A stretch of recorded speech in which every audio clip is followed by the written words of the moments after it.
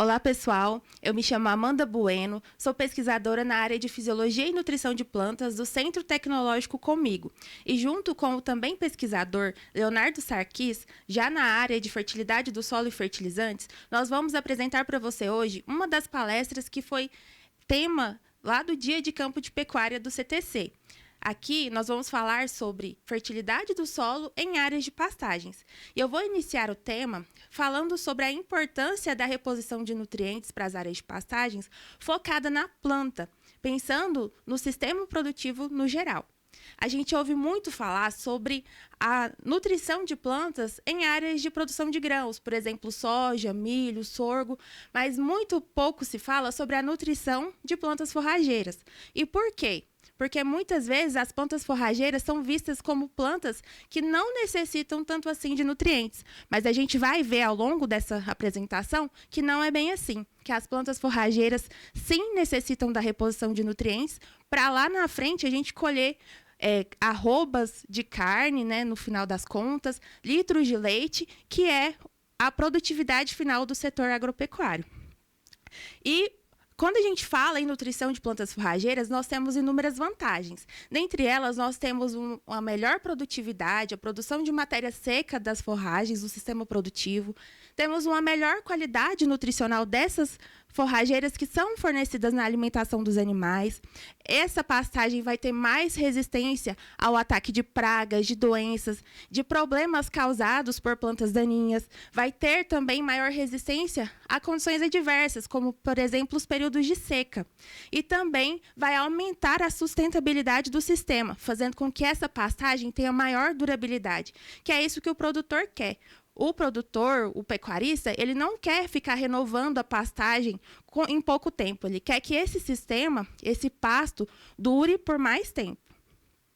E pensando nisso, nós temos que pensar também nas plantas forrageiras como plantas que vão ter, a depender da sua espécie, maior ou menor exigência nutricional. A exemplo do que nós estamos vendo aí nesse quadro.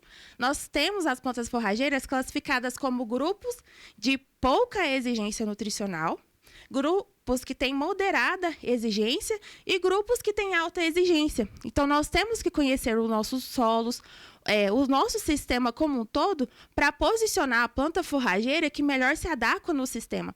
Não adianta eu pegar uma planta do grupo 1, que é altamente exigente, por exemplo, um híbrido de pânico, e cultivá-lo em uma área que tem poucos nutrientes. Então, a gente vai ter uma área mal formada, uma área com baixa produção de forragens, e lá na frente a gente vai ter baixa produtividade do nosso sistema. Então, conhecer a planta forrageira é essencial para a gente fazer o manejo da adubação e da nutrição dessa planta conforme ela realmente necessita.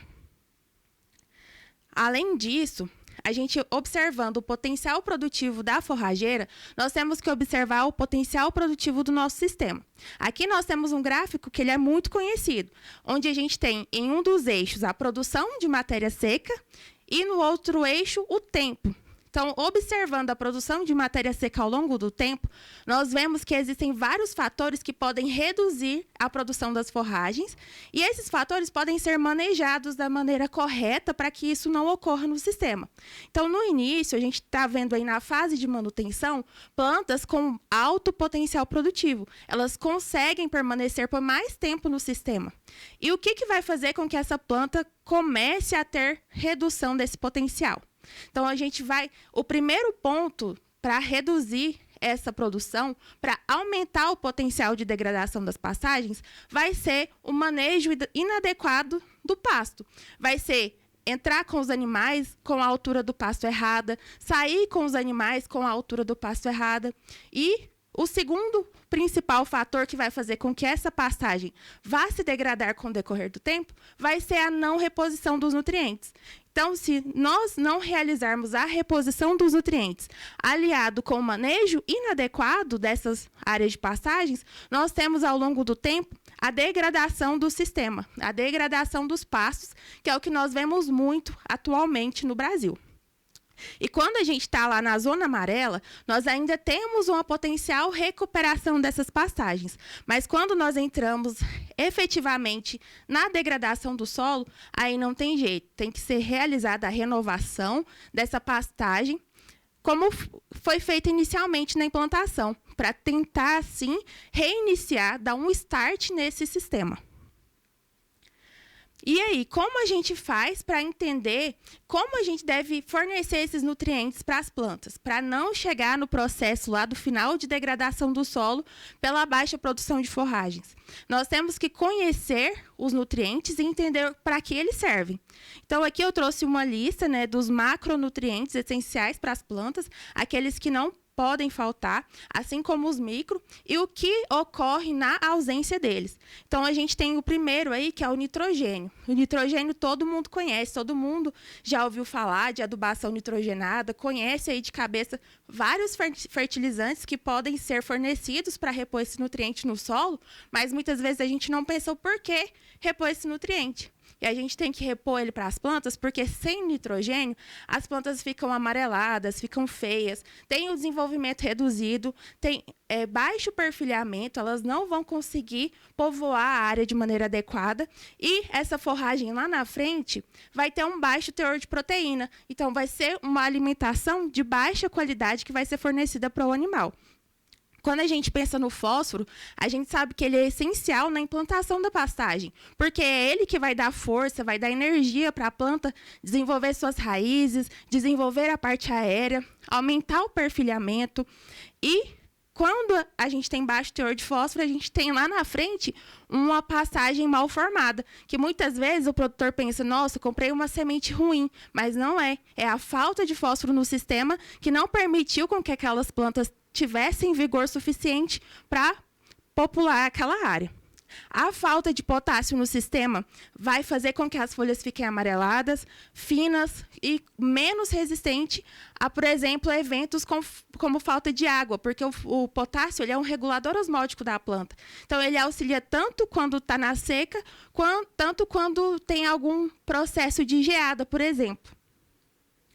O cálcio também é essencial no início da formação da pastagem, porque ele vai auxiliar na formação das folhas novas. Então, sem o cálcio, as plantas ficam com as folhas menores, quebradiças. Essas plantas vão ser mais suscetíveis aos ataques de pragas, porque a parede celular vai estar mais fina e menos resistente. Quando falta magnésio no sistema, essas plantas elas vão estiolar, porque o magnésio ele é componente da clorofila. Então, reduz a clorofila das plantas, a planta vai crescer mais para tentar alcançar a maior radiação solar. E isso vai fazer com que os talos fiquem mais grossos e tenha pouca área foliar. E, por fim, o enxofre, que também é essencial na formação das proteínas. Tem alguns estudos que indicam que para cada 32 átomos de nitrogênio para a formação de uma molécula de proteína, é necessário um átomo de enxofre. Então, posso ter o nitrogênio na planta, mas se não tiver o enxofre, não vai formar a proteína. E isso lá na frente vai reduzir também a qualidade da forrageira que eu estou fornecendo aos animais.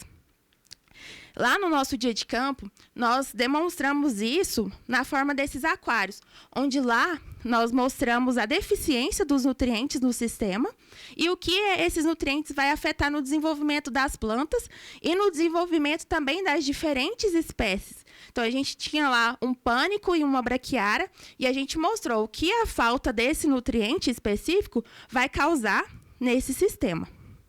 Então, se você quiser ver esse vídeo, te convido a acessar o Instagram do Centro Tecnológico comigo, que lá tem o vídeo completo demonstrando essas deficiências e o comportamento dessas diferentes espécies forrageiras. E eu mostrei para vocês, né, os macronutrientes, mas os micronutrientes também são nutrientes essenciais. Eles são necessários em quantidades um pouco menores do que os macronutrientes, na verdade, são necessários, mas sem eles ocorre também a redução da produção das áreas de pastagens, porque eles estão envolvidos em processos de ativações enzimáticas, principalmente na ativação da fotossíntese, na síntese de compostos orgânicos, como os aminoácidos e as proteínas. Há também resistência dos Estresses causados pelos fatores ambientais, como excesso de temperatura, falta de chuvas, e também aumentam a resistência das plantas contra doenças. Então, se eu tenho redução ou deficiência de micronutrientes, minha lavoura vai ser mais suscetível ao ataque dessas pragas e dessas doenças.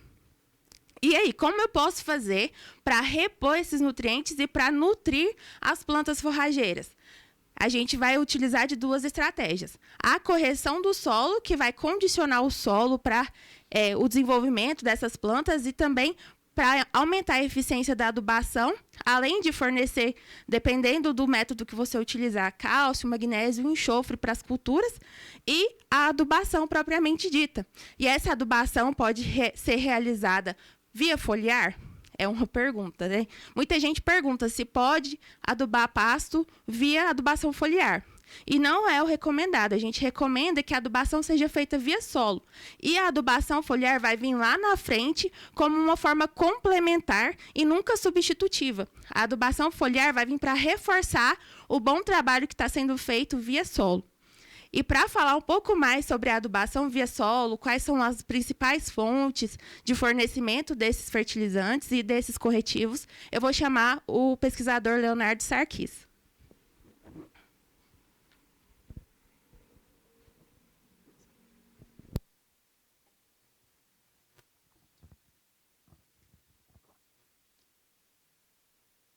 Pessoal, a Amanda então falou muito bem para a gente, né, da importância que tem cada nutriente, pensando também em pastagem. Não só em grãos a gente precisa preocupar com macro e micronutrientes, mas também nas forrageiras, né?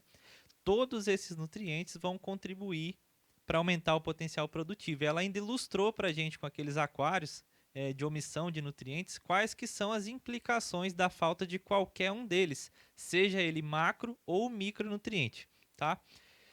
Então, pensando nisso, como suprir a demanda nutricional das pastagens de forma adequada e eficiente? Então, o primeiro passo para a gente poder responder essa pergunta é a gente começar por uma boa análise de solo. Fazendo uma boa análise de solo, a gente realmente vai saber o que tem na nossa área, como que está o nosso nível de fertilidade e poder depois escolher a melhor fonte, a definição da dose, né, a época e forma de aplicação dos corretivos e fertilizantes. E pensando nisso, a gente começa a traçar as nossas estratégias para a construção do perfil de solo. Fazer uma boa calagem, né, uma gessagem, adubação fosfatada, adubação potássica, adubação nitrogenada, adubação com micronutrientes, pensando então em estar fornecendo todos esses elementos essenciais ou nutrientes que as plantas necessitam.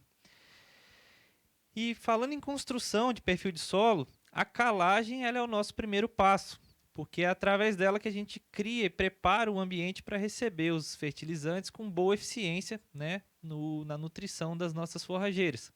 E pensando em calagem, quando que eu posso fazer a aplicação do calcário? Quanto de calcário eu devo usar e como que eu devo fazer essa aplicação? São as três primeiras perguntas que surgem, né? Pensando em quando fazer, muita gente pergunta se nessa época agora do ano que a gente está, em agosto ou um pouco antes disso, né, julho, junho, se eu já posso fazer o calcário. Não tenho problema nenhum em estar fazendo essa aplicação. O único cuidado que a gente deve tomar é vento, para a gente não ter grande deriva, né, e reduzir a dose que a gente está aplicando por conta dessa deriva. Então é um cuidado que deve ser observado, mas fora isso não tem nenhuma limitação para a gente estar fazendo esse calcário antecipadamente. Se não tem umidade, o calcário não vai reagir, mas a primeira umidade que tiver ali, o calcário já vai começar a fração mais fina dele a ter algum efeito no sentido de correção. E depois, quando as chuvas iniciarem, né, é uma operação a menos que a gente tem a fazer, porque a gente já antecipou, e esse calcário já vai ter reagido com alguma chuva eventual que acontecer antes do período realmente das águas. Então, quando fazer é o quanto antes, né? Agora, quanto fazer de calcário é uma outra pergunta que surge. E hoje a gente tem visto em todos os nossos ensaios que ajustar as doses calculadas pelos métodos oficiais, ela tem sido muito promissora, por conta justamente desse tempo de reação do calcário, que não é tão rápido igual a gente espera ou igual a gente imagina. Então, além de antecipar a aplicação de calcário, ajustar essas doses para cima, ela é recomendável para a gente estar repondo o cálcio, repondo o magnésio, corrigindo o pH e preparando o nosso ambiente onde vai receber o fertilizante na sequência, né, com boas condições para ter alta eficiência no uso de nutrientes. E aí, quando a gente pensa em fazer esse calcário, né, existem 2 cenários, né, para a gente poder estar fazendo. Um deles é na abertura de área, que é quando a gente consegue entrar com grade, colocar esse calcário em profundidade. Nesse momento, principalmente, a gente precisa dar atenção a usar um calcário com mais magnésio para estar fazendo uma correção já em profundidade, fornecendo magnésio também. Então, a escolha do calcário ela vai ser muito importante. O ajuste de dose a gente já falou, né? Então, feito isso, implementado ou, né, instalado ali o nosso sistema, a gente tem um outro cenário que é fazer esse calcário em superfície, essa manutenção de calcário. Por que fazer essa aplicação em superfície? Porque com o tempo a gente vai retirando o cálcio, o magnésio do sistema, vai acidificando de novo. Então a gente precisa assim estar repondo esse calcário de manutenção ou em superfície. E aí vem aquela pergunta, mas aí eu não indisponibilizo micronutriente, não tem um problema de aumentar demais o pH na camada superficial, né? E a resposta para essa pergunta, ela tem que ser vista com bastante cuidado, porque a gente pensa em disponibilizar o micronutriente, mas muitas vezes a gente não faz aplicação de micronutriente, então os níveis estão muito baixos e a gente está preocupado em disponibilizar algo que está quase ausente no solo. Então, o primeiro ponto é pensar em corrigir os micronutrientes também, fazer uma fonte de tempo em tempo, de acordo com a necessidade da análise de solo, né? E aí depois essa é uma segunda preocupação de indisponibilizar. Mas o que a gente tem visto nos nossos trabalhos é que essa questão de aumentar demais o pH em superfície, indisponibilizar, ela é secundária frente à importância de estar fornecendo esses micronutrientes. Por quê? O aumento de pH ele é bem superficialmente. A raiz da forrageira ela não está só na superfície, ela está em profundidade também. Então, mesmo que indisponibilize um pouco em superfície, a gente tem raiz em profundidade e esse cenário ele pode ser inicialmente, às vezes, um problema, mas não vai ser o que vai reduzir as nossas produtividades. A falta ela é muito pior e também a presença de alumínio ela vai ter implicações maiores, mesmo que a gente saiba que forrageira ela é mais tolerante a alumínio, né, comparativamente às culturas de grãos, né, soja, milho, sorgo. Então aqui é uma exemplificação de que esse calcário em superfície ele também não reage tão rápido. Então esse medo de aumentar demais o pH ele tem que ser ponderado. Por quê? Ali está um calcário, um solo arenoso, solo com 85% de areia, 2 meses após a aplicação. A gente vê que ele estava ainda inteiro, sem ter reagido. Por quê? No solo arenoso, como a gente tem uma baixa capacidade de reter água e nutrientes, se não tem umidade, como a gente já falou, o calcário também não reage. Então, apesar de ser um solo que, teoricamente, a gente pensa que vai variar mais rápido, o pH, por conta desse baixo tamponamento, ele também não segura a água e esse calcário demora mais tempo para reagir. Então, nem sempre na prática é o que a gente tem visto, esse aumento excessivo de pH por conta disso. Aqui um outro resultado que a gente tem visto em solo arenoso também, que quebra muitas vezes aquela ideia que a gente sempre traz para solo argiloso de que o calcário não movimenta no perfil de solo. Na área arenosa a gente tem visto que isso muda um pouco, que o calcário tem sim uma tendência a movimentar mais rápido. Ali tem um exemplo do efeito corretivo do calcário chegando a 40, 60 de profundidade em 2 meses, aumentando o cálcio, aumentando o magnésio, reduzindo saturação por alumínio, aumentando saturação por bases. Então, uma evidência aí bem clara de que na área arenosa esse comportamento de calcário realmente é diferente. Então, tudo isso mais uma questão da gente reforçar então esse uso do calcário, reduzir essa preocupação de estar aumentando um pouco a dose, claro que baseado no resultado da análise de solo, né? Mas que é um cenário que tem grandes potenciais, vamos dizer assim, de incrementar a nossa produtividade de forragem. E aí vem essa outra questão do tipo de calcário. São todos iguais esses calcários? Isso aqui é uma foto de um trabalho que a gente está fazendo no Centro Tecnológico comigo, de caracterização dos calcários da região do sudoeste goiano. Então a gente coletou vários calcários na região para conhecer como que é a curva de neutralização de cada um deles, ou seja, como que cada um se comporta na reação no solo arenoso, no solo argiloso, qual que reage mais rápido, qual que aumenta magnésio mais rápido, né?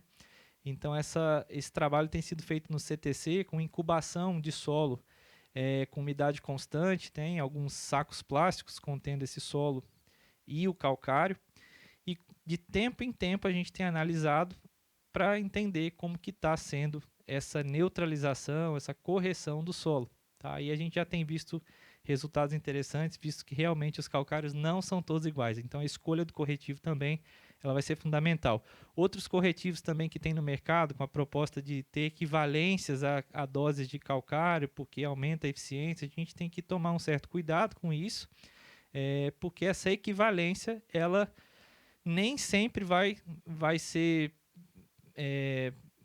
real, vamos dizer assim, né? Muitas vezes isso são estratégias de algumas situações comerciais e que não se enquadram para todos os cenários, que a gente tem que tomar isso com certo cuidado, essa equivalência de dose. Nada substitui tão eficientemente assim uma dose maior de calcário, uma reposição realmente mais elevada de cálcio, magnésio. E aí vem um outro insumo, que é uma ferramenta muito importante para a gente, que é o gesso. O gesso ele não substitui o calcário, ele é uma outra ferramenta, tem um outro papel e também agrega bastante no nosso sistema. Ele vai ser um condicionador, vai estar fornecendo também enxofre, né? E aí a gente tem que pensar no momento de aplicação, assim como a gente pensa para calcário. A gente pode antecipar essa aplicação, não tem nenhum problema em estar aplicando nessa época do ano que a gente já mencionou, junho, julho, agosto, né? Inclusive é uma época boa de estar trazendo esse gesso para a propriedade, que ele vem com menor umidade. A escolha também desse gesso, da qualidade desse gesso, vai impactar no nosso resultado final. A gente encontra no mercado gessos que já vem peneirado, então evita estar trazendo materiais mais grosseiros, né, pedras, placas de gesso para a nossa área, que vão demorar muito tempo para estar sumindo, vamos dizer assim, da nossa área, ou realmente tendo o efeito dela numa área total, por conta da distribuição que não vai ficar uniforme.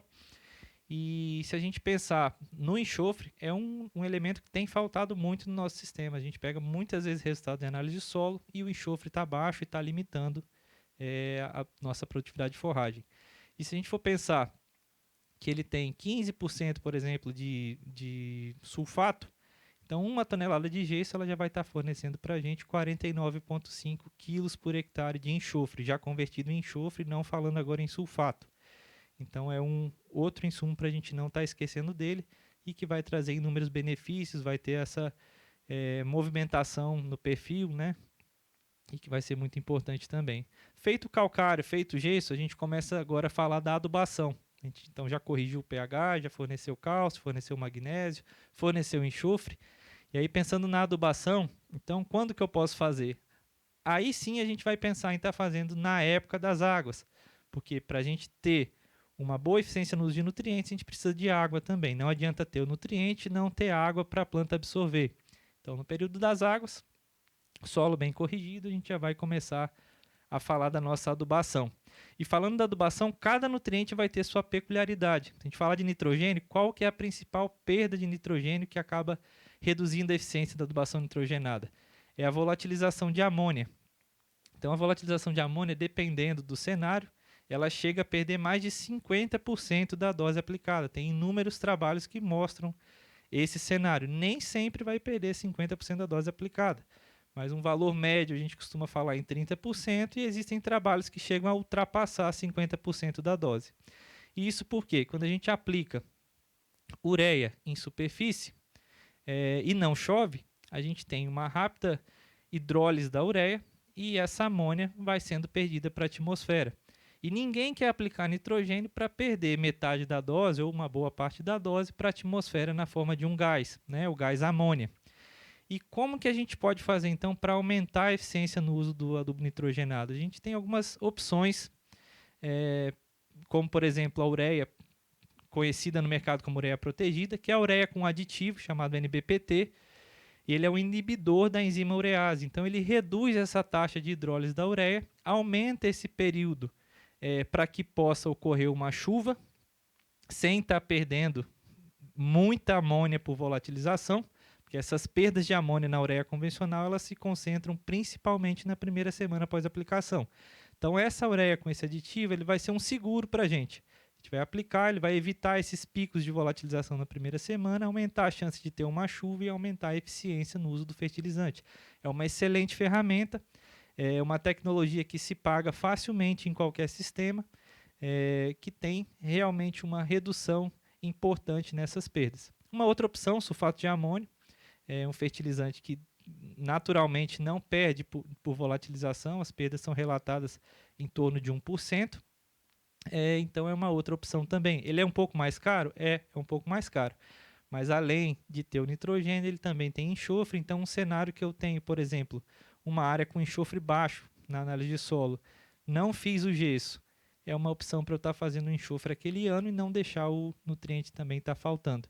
E com isso, usando essas ferramentas, a gente consegue aumentar a eficiência, aumentar o N mineral no solo, evitar essas perdas de N para a atmosfera. Pensando em fósforo, a gente fala muito em fosfato natural reativo, né, nas áreas de pastagens, é uma fonte interessante e que a gente também tem algumas peculiaridades na hora de escolher essa fonte. Existem no mercado os fosfatos naturais realmente que são reativos, tem a porcentagem dele solúvel em ácido cítrico, né? E tem outros no mercado que são vendidos como reativo, mas não são. Eles são fosfatos mais cristalinos, mais difícil de estar fornecendo esse fósforo. Então, o fosfato natural reativo é uma ferramenta interessante, desde que ele realmente seja reativo e tenha solubilidade em ácido cítrico. Aqui é um exemplo de uma área de produção de fosfato, de fósforo solúvel. Então, aqui é retirado um fosfato natural, não reativo. Esse fosfato é levado para a indústria, acidificado, para produzir o fertilizante solúvel em água, CNA mais água. Esse é o destino que deve ter o fosfato natural que não é reativo, é a produção de fertilizante solúvel. Mas nessa situação ele é atacado com ácido, né? E nessa situação, por não ser um fosfato natural reativo, ele precisa passar por esse processo para aumentar a eficiência de fósforo, de fornecimento de fósforo. E aí, com isso, a gente produz os fertilizantes solúveis que a gente conhece, que também são opções muito interessantes para os nossos sistemas. É o MAP, o super simples, super triplo. Pensando naquela área que a gente às vezes não conseguiu fazer o gesso, o super simples é uma opção interessante também para a gente estar fazendo enxofre, né? Mas um outro cuidado que a gente deve ter, um outro ponto de atenção, é que nem todo 0,20,0 é super simples. Recentemente a gente viu no mercado uma situação de um 0,20,0 não ser super simples, era basicamente uma mistura de super triplo com calcário, como enchimento, e nessa situação estava sendo vendido como super simples. Então a escolha de empresas idôneas para a gente estar adquirindo esse fertilizante, ela é fundamental para a gente evitar essas situações.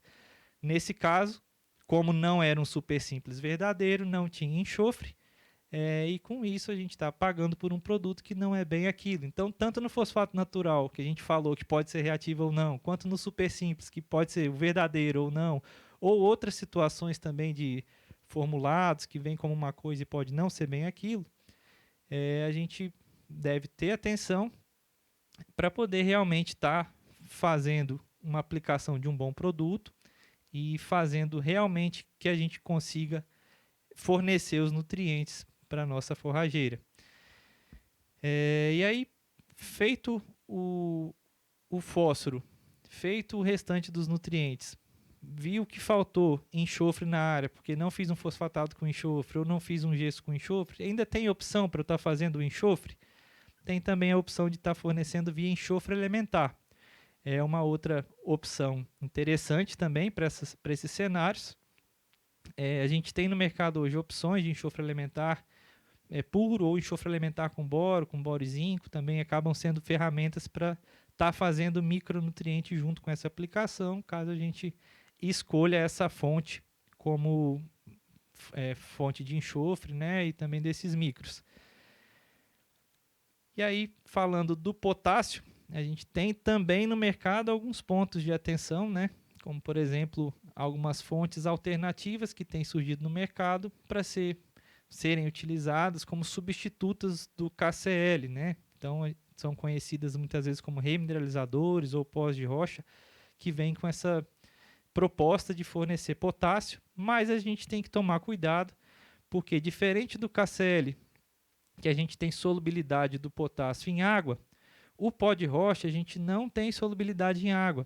O potássio contido naquele material, ele é solúvel em ácido fluorídrico, que é um ácido muito forte. Então, o potássio daquele material para ser liberado, ele pode levar anos. Então, a gente tem que tomar um certo cuidado, avaliar o preço, se realmente justifica, né? Calcular pelo ponto de potássio, calcular o ponto do KCl e do remineralizador, ver se realmente vale a pena. E lembrar que a gente está falando de fonte solúvel em água e o outro está falando de fonte solúvel em ácido fluorídrico. Além disso, a concentração desses remineralizadores ou pó de rocha ela é muito inferior, é de 3 a 10%, não costuma passar disso. Então, a quantidade que teria que ser aplicada seria muito maior e a dificuldade de aplicação é um outro ponto, porque esse produto é um pó. Então, são alguns ajustes que a gente tem que tomar um certo cuidado. E com isso, então, vendo toda a importância de fornecer todos os nutrientes, vendo que a gente tem estratégias para fazer uma boa calagem, boa gessagem, boa adubação, uma boa escolha da fonte, vem essa última pergunta: se vale a pena investir em fertilidade do solo? E com certeza sim, a fertilidade do solo vai ser uma base fundamental para a gente estar conseguindo boas produtividades de forragem, sair desse cenário que ninguém quer, que é o manejo inadequado da fertilidade em pastagem, falhas de estabelecimento, presença de plantas daninhas, baixa produtividade, suscetibilidade à erosão e degradação, e partir para esse outro cenário que são as pastagens adequadamente corrigidas e adubadas, pastagens bem formadas, menor presença de plantas daninhas, altas produtividades de forragem e um sistema resiliente e com elevada capacidade de suporte. Aqui eu deixo algumas sugestões de leitura, alguns resultados de pesquisa do Centro Tecnológico comigo, tanto na área de pecuária quanto na área de agricultura, inúmeros resultados de pesquisas interessantes que vêm sendo desenvolvidas ao longo dos anos pelo CTC. Agradeço a atenção de todos vocês que estão assistindo agora e também aos que participaram presencialmente lá no nosso dia de campo. E convido a vocês seguirem a página do Centro Tecnológico comigo e ficarem atentos aos próximos eventos que virão pela frente. Muito obrigado.